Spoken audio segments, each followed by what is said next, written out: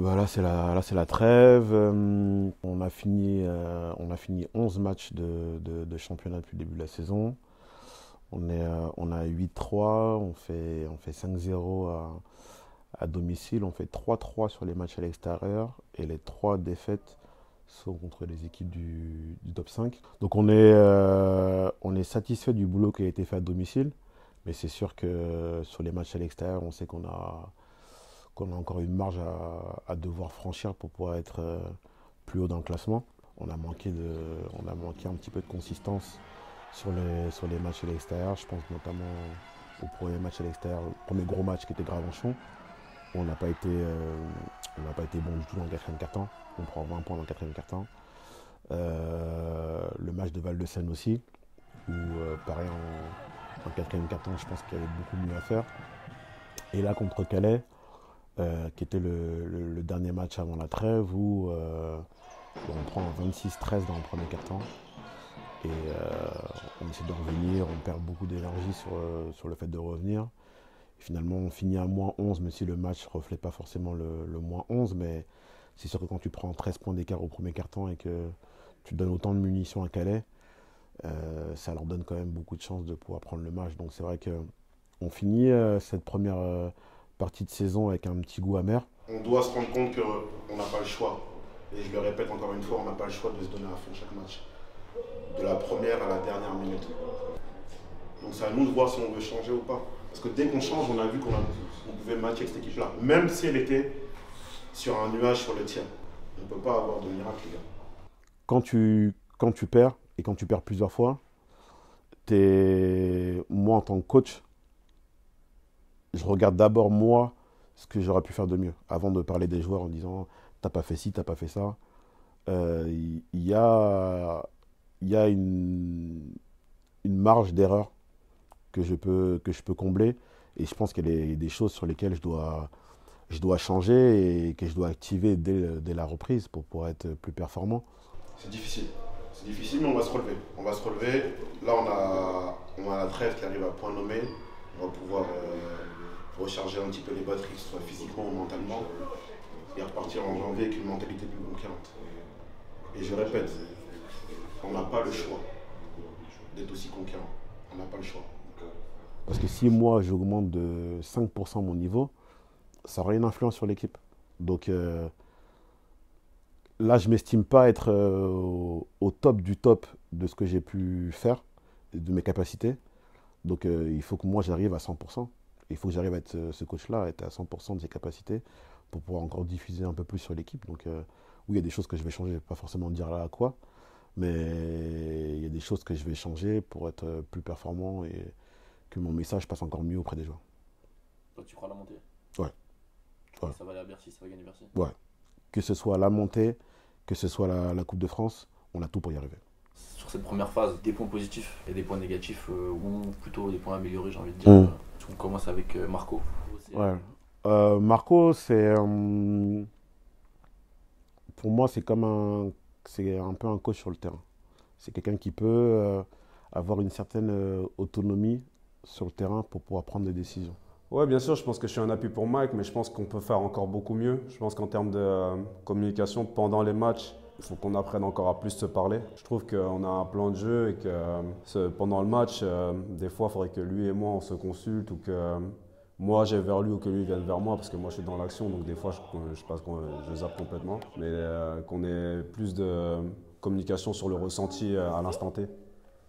Je pense que ça nous ferait du bien. Après, pour Marco, s'il y a peut-être un point à travailler, je pense que physiquement, il est monté en pression. Forcément, au début, c'était un peu plus compliqué pour lui de pouvoir enchaîner les minutes.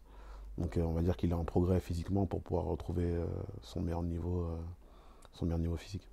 Non, physiquement, je me sens très bien, hein. Comme je disais, le seul truc qui est dur à gérer, c'est que j'entraîne en même temps. Et j'entraîne 5 fois par semaine, donc tous les soirs, il faut que j'arrive à gérer la fatigue, surtout avec les enfants, etc. Mais physiquement, au niveau du corps, ça va très bien. Melvin, c'est un joueur capable d'avoir des flashs très impressionnants. Il est capable de monter très très haut. C'est un joueur qui arrive dans des moments d'euphorie parfois à faire des mi-temps exceptionnels.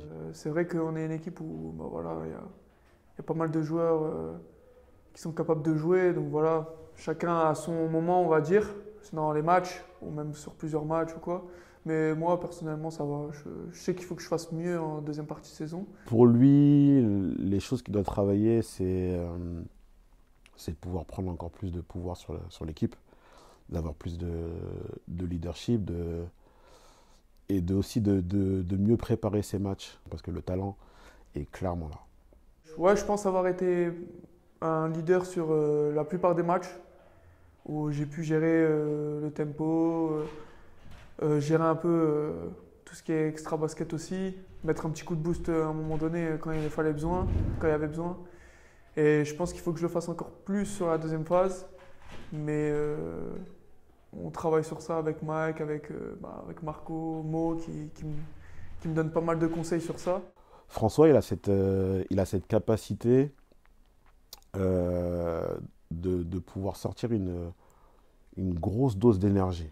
C'est-à-dire qu'il est capable de faire sur des cycles très courts, attaque-défense, attaque-défense, attaque-défense, à un haut niveau d'intensité. Après, le point à travailler, c'est que ces moments d'intensité sont assez courts. Donc aujourd'hui, niveau cardio, c'est un joueur qui n'a pas un gros moteur qui lui permettrait de rester longtemps sur le terrain. Et ça peut aussi altérer un petit peu le feeling que tu as pour le jeu, parce que tu dois sortir en fait à chaque fois. Est-ce que mon cardio, c'est ma principale faiblesse? Mike et Dirac, oui. Mais moi, je pense que je suis un joueur qui peut récupérer très vite. Je peux être fatigué assez rapidement, mais je peux récupérer super vite, beaucoup plus vite. Et je pense que du coup, je peux enchaîner sur de longues distances sur un cardio de match. Donc ouais, j'ai eu un petit moment de down sur la moitié de la première partie de saison. Et ouais, je pense qu'en vrai, c'est lié par rapport au choix de Mike. Et certains choix m'ont encore plus mis dans le down, je vais pas mentir. Et ça n'a pas été une période facile mentalement parce que j'avais du mal à retrouver ma place que je m'étais faite dans ce groupe. Au bout de 5 matchs, après le match de Gravenchon, j'avais le plus gros temps de jeu en moyenne et je suis passé au plus petit temps de jeu sur les 4 matchs d'après. Donc ouais, c'est clair, c'était pas simple, mais bon, je me suis jamais arrêté. J'ai continué de bosser, de venir à l'entraînement un peu plus tôt, partir un peu plus tard pour justement combler les manques et satisfaire le plan du coach au maximum. Il doit pas s'arrêter pour les états d'âme d'un seul joueur. C'est pas grave. On s'adapte et je progresse par rapport à ça. Mais là, je suis vraiment déter de ouf pour 2025. Daouda, pour moi, sa grande force, c'est qu'il sait exactement ce qu'il sait faire. Et ça reste pour moi, quand on parle de joueur professionnel, ça doit être une des premières qualités. Tu sais ce que tu sais faire, tu sais pourquoi tu en es arrivé à ce niveau-là et comment tu peux le reproduire. Aujourd'hui, c'est un joueur qui est à presque 60% au tir depuis le début de la saison, malgré qu'il a fait beaucoup de matchs à peu de minutes, mais malgré ça, c'est un joueur qui connaît ses qualités, donc tout de suite, il est capable de les retranscrire sur le terrain et ça, je trouve que c'est une grande force. Je pense que mon point fort, c'est mes mains. En général, on me dit ça. On me dit que j'ai des bonnes mains, des mains en or, tout ça. Donc, ouais, je dirais que c'est mes mains. Mes mains et ma puissance au sol, je pense. Après, les points travaillés, forcément, c'est physique. Il est arrivé en début de saison avec 25 kilos en trop. Et 25 kilos en trop, forcément, c'est beaucoup. Je me sens très bien physiquement. Je pense que je suis à 90%. Les 10% qui restants, je pense que ça représente 500 grammes par pourcentage. Donc, on va dire qu'il me reste encore 5 kilos à perdre et je serai à 100%. Mais sinon, ouais, je suis bien, je suis beaucoup mieux physiquement. Donc on a mis beaucoup de temps à pouvoir le remettre sur pied. Aujourd'hui, il est dans une forme qui lui permet de vraiment dominer. Et je pense que Calais a été le premier exemple, et j'espère qu'on en verra d'autres, de ce qu'il peut vraiment apporter quand il est à 100%. Et quand il est à 100%, c'est 16 points, 12 rebonds en 25 minutes, à 70% au tir. Et on espère pouvoir le revoir dans ces situations-là le plus longtemps possible. Pour moi, Lorenz, depuis que j'ai commencé le coaching à semi-pro et même sur les équipes nationales des gros joueurs, c'est un des joueurs les plus concentrés que j'ai pu rencontrer. Il est en mission. Il est en mission totale. Il n'y a pas forcément grand-chose à lui dire. Il sait ce qu'il a à faire, il le fait, il rentre chez lui, il a fini son job, c'est un métronome. Et là aujourd'hui, on parle d'un joueur qui a 19 d'évaluation en moyenne depuis le début de la saison. Un joueur qui n'a pas joué la saison dernière, il a joué en M3. C'est pour moi une performance de très haute volée. Parce que je pense que chacun a son rôle dans l'équipe. Chacun a son job à faire et on a bien vu que dans certains matchs, dès qu'il manque une pièce à l'équipe, il manque une grosse partie. Je ne me prends pas la tête, je joue naturellement. Et voilà, ça vient tout seul. Vraiment, j'essaye de faire le mieux, de combattre, d'aller au rebond et franchement, ça vient naturellement. Après les points à travailler, je pense que il peut encore progresser sur le drive, sur les finitions. Je pense que des fois il est un peu soft, mais c'est vraiment là c'est vraiment pousser le truc. Il a 60% au tir. Donc si je veux pousser le truc, je dis voilà, il est un peu soft sur les finitions. Mais voilà, c'est pour être un peu gourmand, sinon franchement c'est de la qualité.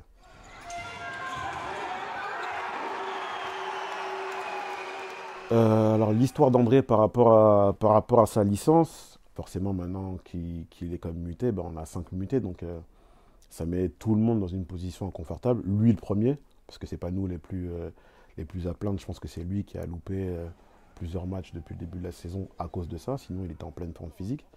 Donc forcément ça casse un peu son rythme de la saison et je pense que c'est pas facile pour lui de gérer cette situation. Je dirais que cette première partie de saison elle est plutôt mouvementée, donc elle avait plutôt bien commencé, j'avais un bon rôle dans l'équipe, mais après quand il y avait le problème de mutation dans l'équipe et surtout on a commencé à perdre un peu de matchs, j'avoue que c'était un peu compliqué vu du fait que je jouais pas à cause de ce problème-là, donc je dirais que c'était un peu mouvementé. Il y a eu des hauts et des bas, c'est ce que je dirais. De ne pas pouvoir compter sur lui sur les matchs, pour nous c'est un handicap. Et même au quotidien, c'est pas quelque chose de facile de se passer d'un joueur et de voir un joueur sur le côté tout le temps alors qu'il est physiquement apte à jouer. Ouais, c'est vrai que j'étais frustré comme tout joueur. C'est vrai que je vais sur le terrain comme d'habitude. Mais bon, après, je comprends la décision du coach et du club. Et voilà, quoi, je fais avec. Et je vais à l'entraînement, je me la donne. Et pour moi, c'est ce qui importe, quoi, même si j'étais quand même frustré. Moi, c'est la force tranquille, c'est l'expérience. C'est comme Daouda, une certaine maîtrise de ce qu'il peut faire. C'est aujourd'hui la raison pour laquelle c'est un joueur très très rentable sur le terrain, malgré son nombre de minutes limité, parce qu'il connaît son boulot. Quand tu le fais rentrer, tu sais exactement ce que tu n'as pas, mais tu sais surtout ce que tu as. J'apporte de l'énergie, de l'expérience, autant dehors et sur le terrain. Mon objectif, c'est d'être un pilier de stabilité sur lequel l'équipe peut compter à toutes les situations. Je pense que chaque joueur compte, car la réussite d'un groupe réside dans le collectif. Toutefois, je reconnais que ma présence contribue à une dynamique dans le jeu qui peut influencer positivement.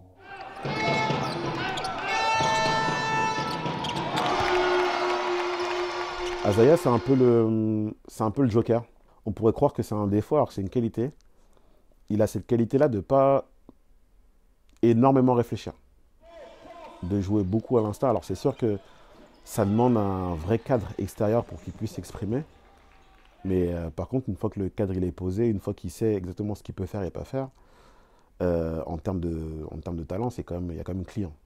C'est un joueur qui fait partie du haut du panier de la poule et du haut du panier aussi de la division. No, I wouldn't say I'm the most talented player. I mean, I think Dre is the most talented player on our team, but I do think I'm the most skilled player on this team for sure, hands down. Après, les points à travailler, c'est toute cette partie de maîtrise individuelle et collective par rapport à ses capacités.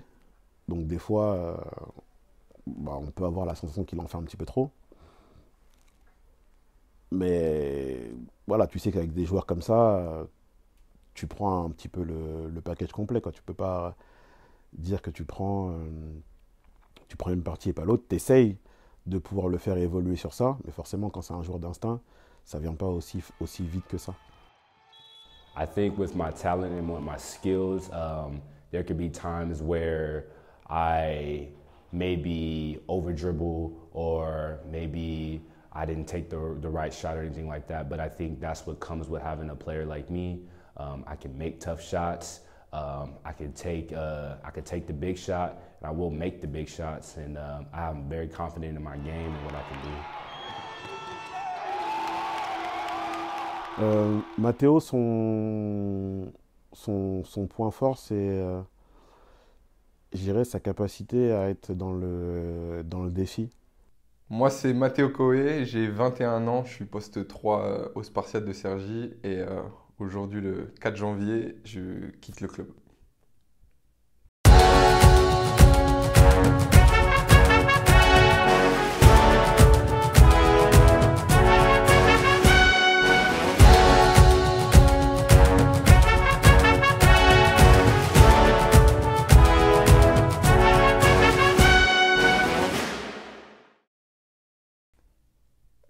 C'est un ensemble de 1001 facteurs. Ça fait très longtemps que j'y pense, depuis la saison dernière, etc. J'ai dans ma vie plein de choses qui se passent. J'ai une entreprise qui grandit sur le côté que j'ai démarré à mes 18 ans. Et c'est quelque chose qui fait que de grandir. Et la passion aussi pour l'entrepreneuriat fait que grandir.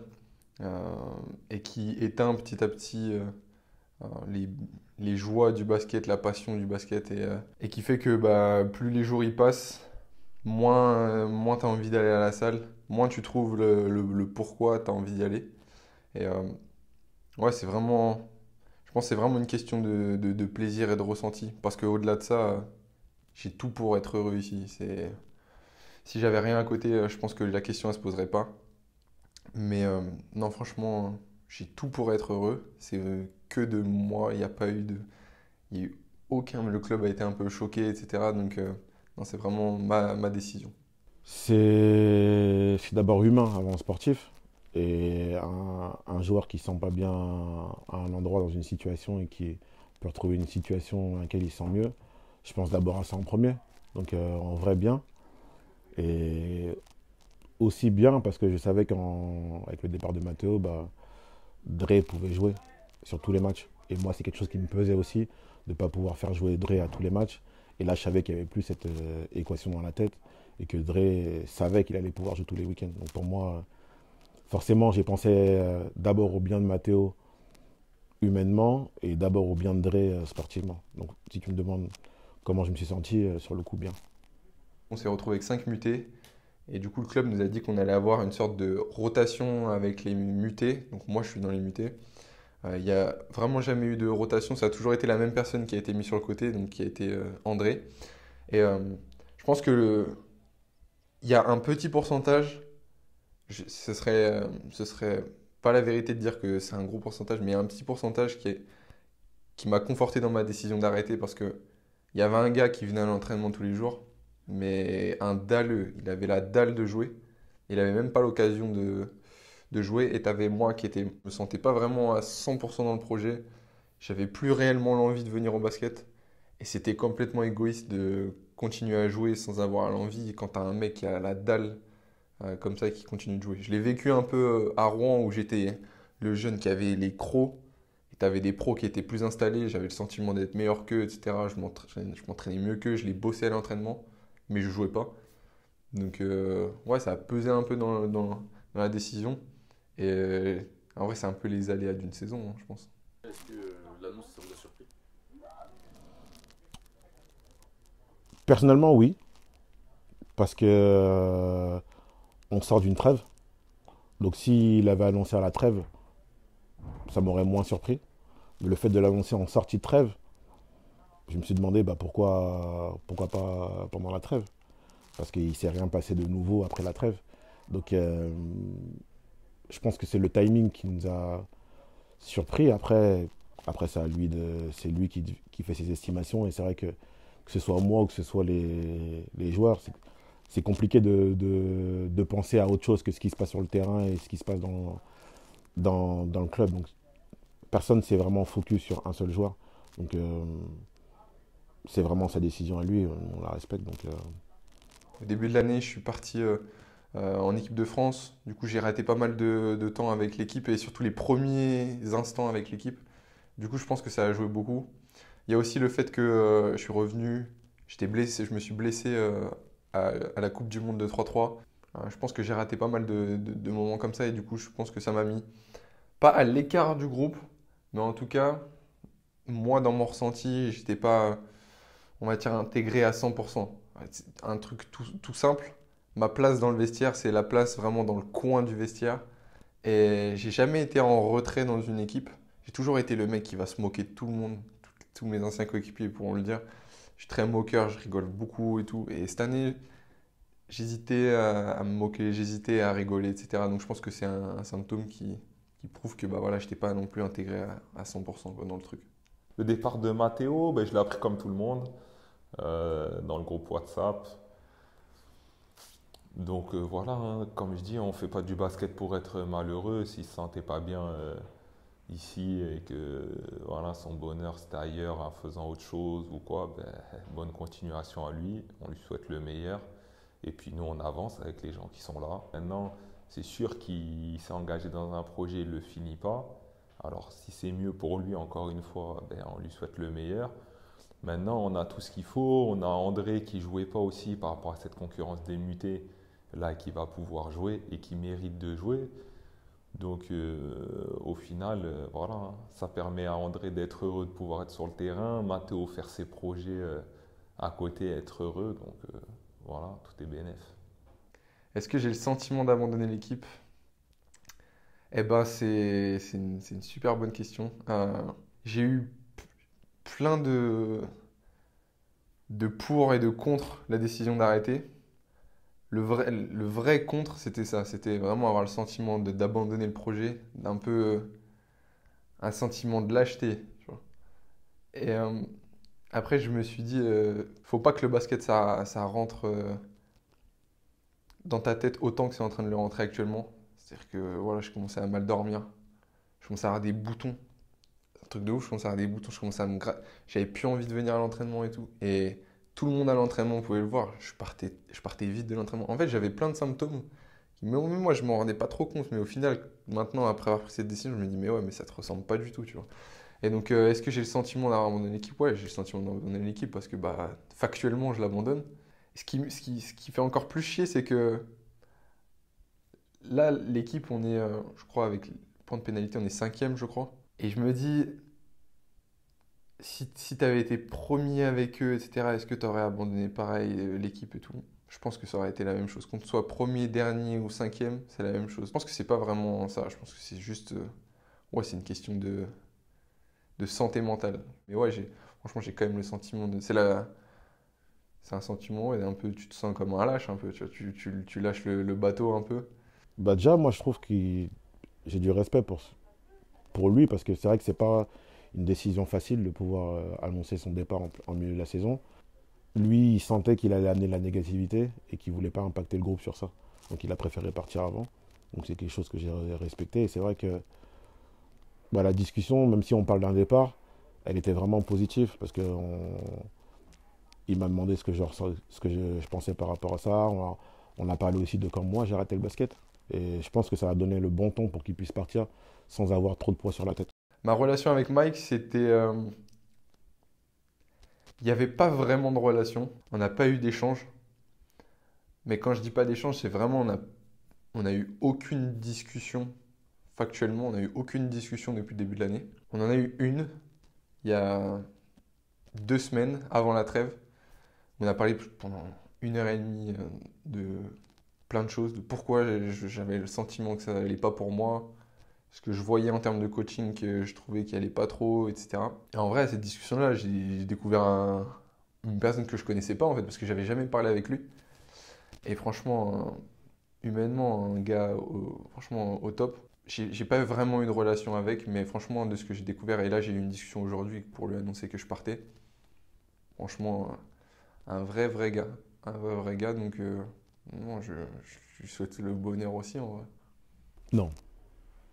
Non, tu me demandes est-ce que ça va pénaliser l'équipe si son départ? Non, je pense pas.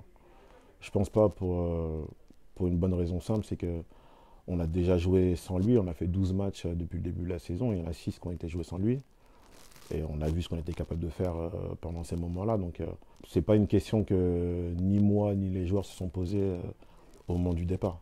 Vraiment, quand on a appris son départ, c'était d'abord comment lui se sentait au sein du groupe. Mais sportivement,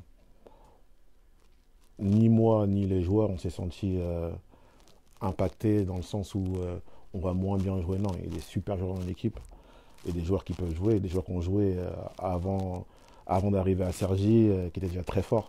Donc non, la réponse est non. On n'a pas la sensation que ça va impacter l'équipe. Matteo, là où il en est dans sa vie, je pense que c'est un choix. S'il l'a fait, c'est qu'il l'assume. Bah, c'est vrai que je ne m'y attendais pas vraiment. Le départ de Matteo, il a été vraiment surprenant. Je m'y attendais vraiment pas. Ah, c'était pas évident parce que Matteo c'était un bon joueur. Alors le départ de Matteo, au début, j'y croyais pas. J'ai lu le message 4-5 fois. Je pensais vraiment qu'il allait aller jusqu'à la fin de la saison.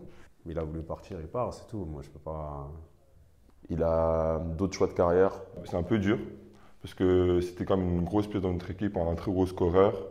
C'est sûr qu'on perd quelqu'un de très important. Non, ça va pas l'impacter. Les rôles vont changer, il y en a qui vont être plus utilisés. On est obligé d'accepter ce qui se passe avec Matteo. Son talent et sa présence nous manqueront sans aucun doute.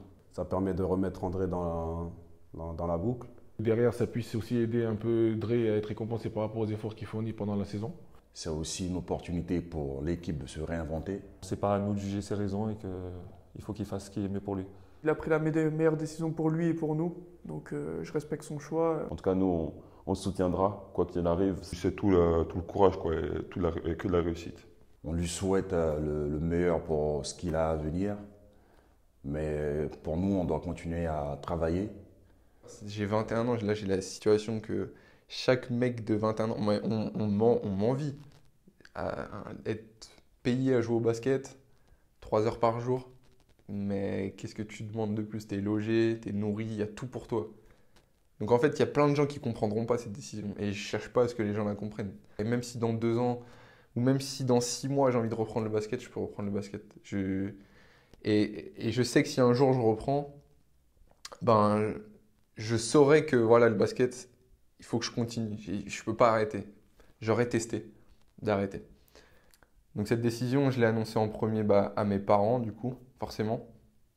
Je suis quand même assez proche de mes parents, donc je veux dire, ils voyaient quelques signaux depuis quelques temps. Donc ils n'étaient pas choqués.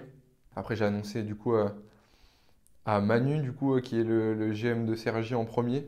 Du coup, c'est la personne vraiment avec Mike qui m'ont fait venir ici. Et de la part franchement, du staff de Cergy, du coach, franchement, la réaction, c'est... Je pouvais pas m'attendre à mieux.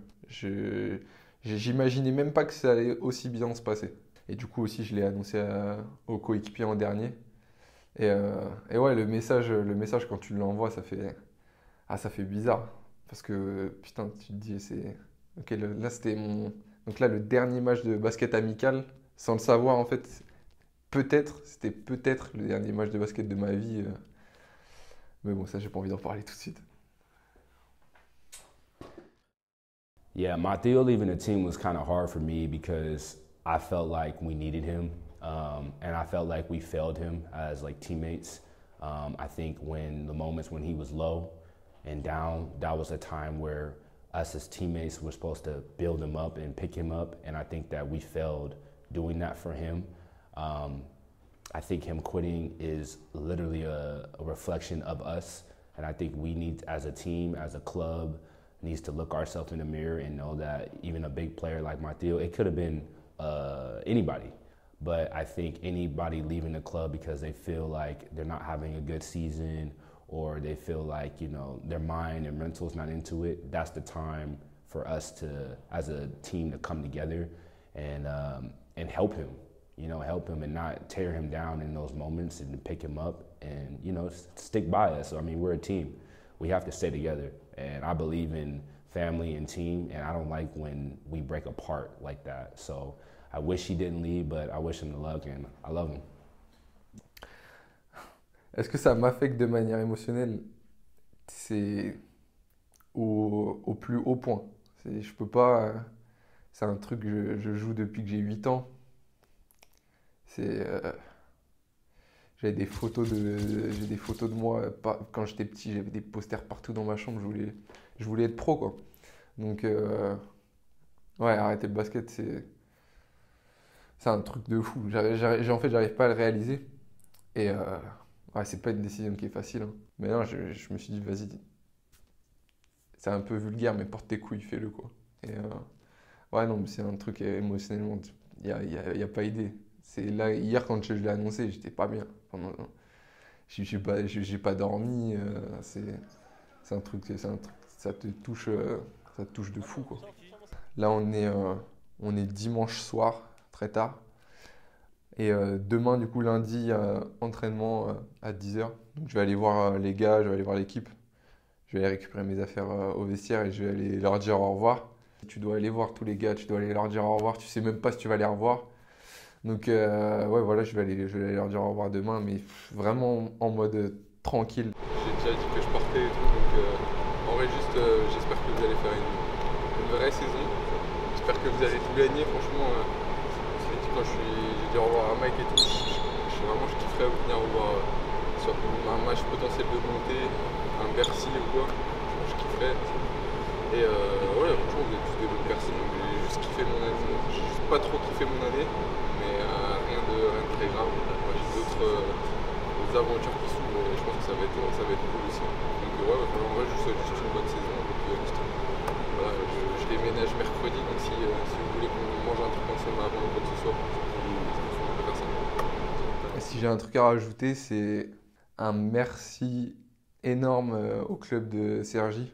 Un grand merci à Amara, à Manu, au coach, aux teammates et tout. Franchement, ouais, merci à tous les gars de cette équipe. J'espère qu'ils vont faire les meilleurs résultats possibles. Franchement, la plus belle chose pour moi, là, ce serait de voir qu'ils gagnent tout. C'est-à-dire qu'ils aillent à Bercy, qu'ils aillent gagner ce championnat. La prochaine étape, c'est pas plus loin que Le Havre. Le Havre, c'est un match où on n'a pas droit à l'erreur. Donc il va falloir venir motivé avec tout ce qu'il faut pour prendre ce match. Et c'est sans surprise que les Spartiates de Cergy-Pontoise s'imposent à domicile pour le match de retour de la trêve contre une jeune équipe du Havre. Malheureusement, ils n'auront pas su faire la différence face à nos expérimentés Spartiates et nos groupes talentueux. Nous avons pu voir des joueurs en forme aujourd'hui, dont Isaiah qui termine ce match avec 28 unités. Et notre équipe célébrait son retour à la compétition en janvier avec le public et surtout avec la manière. Merci de nous avoir suivis et à très bientôt. Un petit retour sur Le Havre. Je vais pas te mentir, c'est une équipe qu'on se méfiait quand même un petit peu. Parce qu'ils venaient de mettre 20 points à Grande-Sainte chez eux. C'est une équipe jeune. Une équipe jeune fait souvent des gros progrès au fil de la saison. On ne se disait pas seulement qu'ils sont derniers. Non, on se disait c'est une équipe qui vient de gagner son dernier match de 20 points de domicile.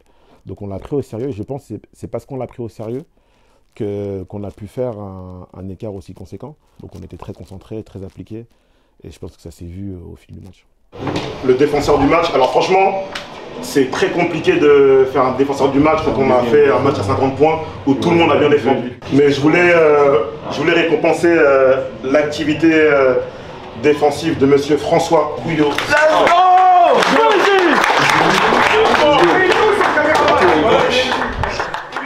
Grande-Sainte, on sait très bien, c'est défaite interdite, tout simplement.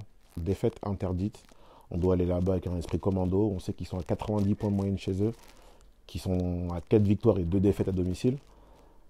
Mais on doit aller là-bas en commando, tout simplement. On doit aller là-bas en commando, continuer sur le travail qu'on fait depuis le début de la trêve là, être sérieux, être impliqué. Et c'est un état d'esprit commando qu'on doit avoir. Et c'est vrai qu'on n'a pas toujours eu cette année. Et là, on n'a plus le droit à l'erreur une seule fois. On doit être là, sérieux, du début jusqu'à la fin. Il nous reste 14 matchs, c'est 14 finales. On sait que si on remporte les 14 finales, on sera premier. Donc c'est la première pierre qu'on veut poser contre Grande-Synthe et on va la poser. Bonjour à toutes et à tous, bienvenue ici à Grande-Synthe, à la salle Claude Debussy pour cette 13e journée de National 2. Et je serai malheureusement tout seul aujourd'hui car Alexis n'a pas pu venir. Mais qu'est-ce que tu racontes, je suis là? C'était une blague. Bah oui, toujours fidèle à ce poste de commentateur pour cette dernière journée des matchs allés et aussi pour toujours vous présenter les meilleurs joueurs à suivre possible. Hop, pas trop vite. Parlons tout d'abord du contexte de ce match. Tu as raison, je te laisse l'honneur de nous présenter l'enjeu et les adversaires du soir. Comme vous le savez, Cergy sort d'une victoire haut la main à domicile face au Havre, 97-50. C'est le genre de victoire qui met en confiance, ça. En effet, mais c'est un peu l'inverse pour Grande-Synthe qui a perdu ici même la semaine dernière, 105-79 face à Val-de-Seine. On espère que Cergy suivra les traces de Val-de-Seine aujourd'hui. Exactement. Allez, c'est ton moment maintenant et je te laisse nous parler de qui tu as choisi de mettre joueur à suivre du côté de Cergy. Pour Cergy, on notera l'absence de François Cuyot, blessé à la cheville, et Mamsi est présent, mais selon mes sources, il est indisponible pour le match de ce soir en raison d'une blessure au poignet. J'ai donc choisi de mettre Lorenz Poili en joueur à suivre car avec le départ de Matteo et l'absence de François, c'est lui qui va devoir assurer sur le poste 3. Ah, ça promet. Et donc pour Grande-Synthe ? Ce sera Jean-Pierre-Joseph Da Silva, le numéro 28. C'est l'intérieur de Grande-Synthe et il va peut-être poser des problèmes aujourd'hui dans la raquette de Cergy. Merci pour toutes ces précisions Alexis. Allons tout de suite écouter Mike dans les vestiaires. Let's go!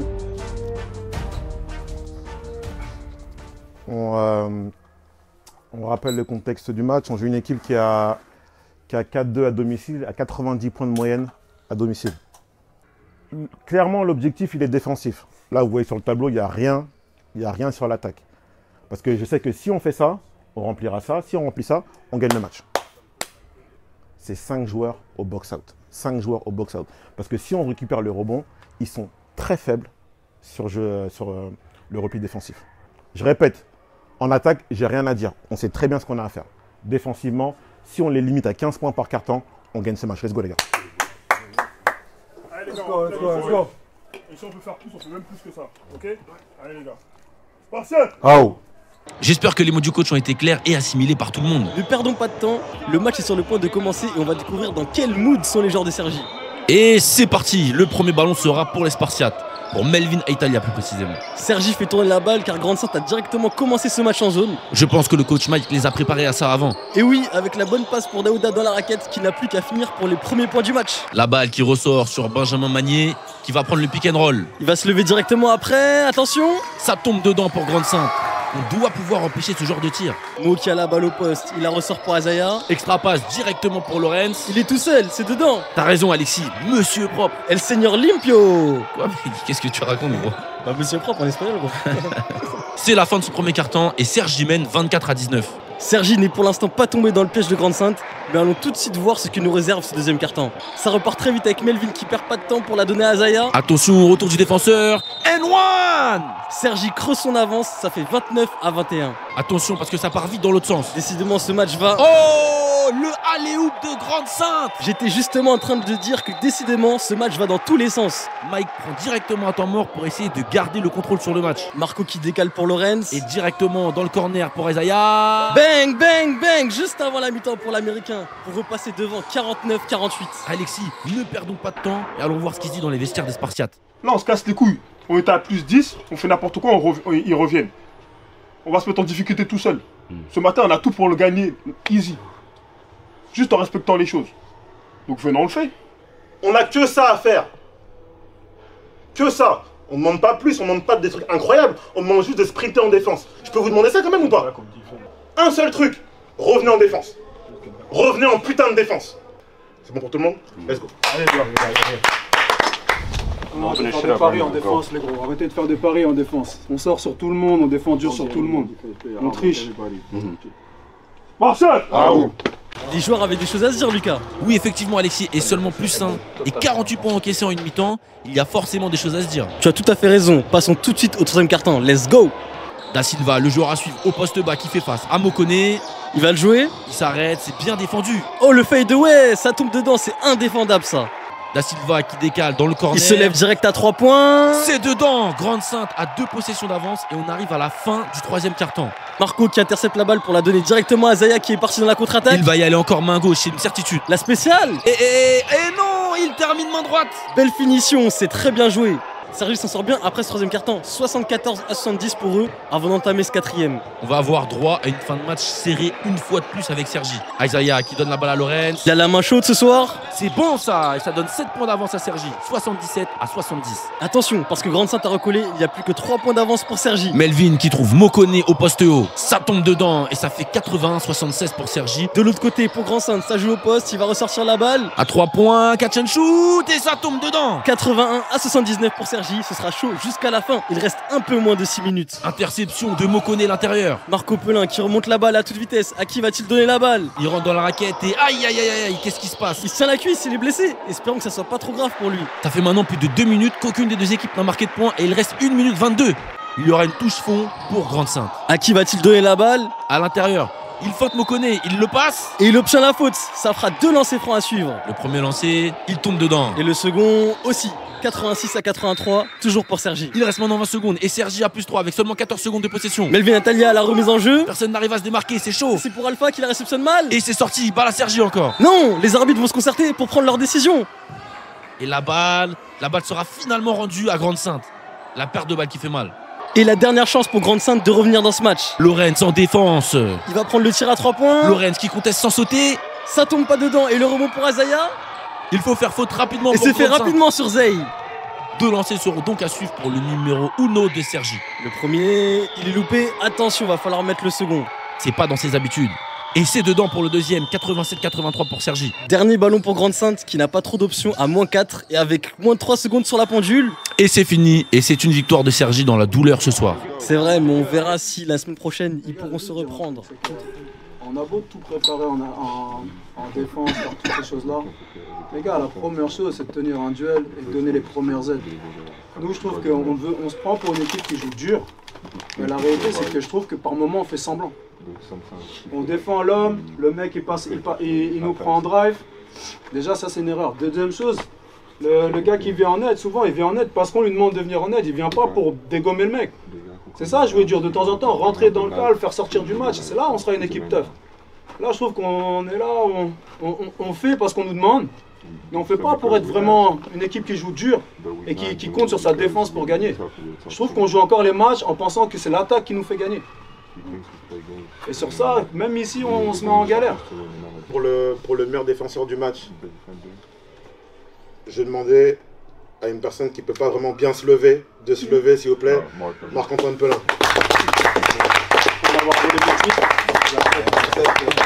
Mon frérot, devant, t'as pas l'habitude d'être devant. J'ai pleuré mon frérot, putain. C'est un gamin, si vous voulez mettre les deux, mettez les deux. Non, laisse ça. On peut pas mettre.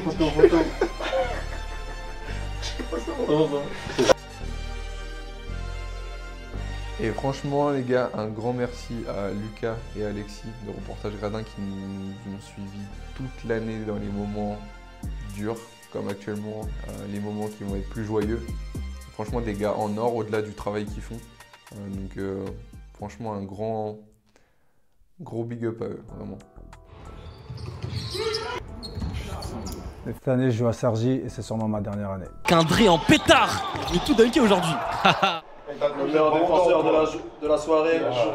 C'est grave. David, un petit frère, je t'aime bien. Je reste concentré sur le basket. Ah, je suis concentré sur le basket. Non, laisse-moi finir. Les frères, une droite, il dit je défends, il met une droite. Si on joue comme ça là, il y en a plein ici pour qui c'est pas votre jeu. C'est pas votre jeu. Emrys, fais un truc. Emrys, Chacal, ils peuvent pas. C'est comme chaque week-end. Hein. Parce que même si t'as fait une bête de semaine d'entraînement, c'est comment les gars vont, avec quelle mentalité les gars vont arriver au match. Plongé sur le pic, attention au backdoor. And one pour le joueur à suivre de Rennes.